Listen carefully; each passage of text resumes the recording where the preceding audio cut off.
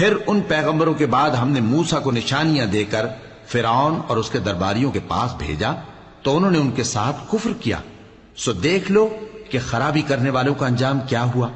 اور موسیٰ نے کہا کہ اے فرعون، میں رب العالمین کا پیغمبر ہوں، مجھ پر واجب ہے کہ اللہ کی طرف سے جو کچھ کہوں سچ ہی کہوں۔ میں تمہارے پاس تمہارے پروردگار کی طرف سے نشانی لے کر آیا ہوں، سو بنی اسرائیل کو میرے ساتھ جانے کی رخصت دے دیجئے۔ فرعون نے کہا اگر تم نشانی لے کر آئے ہو تو اگر سچے ہو تو لاؤ دکھاؤ۔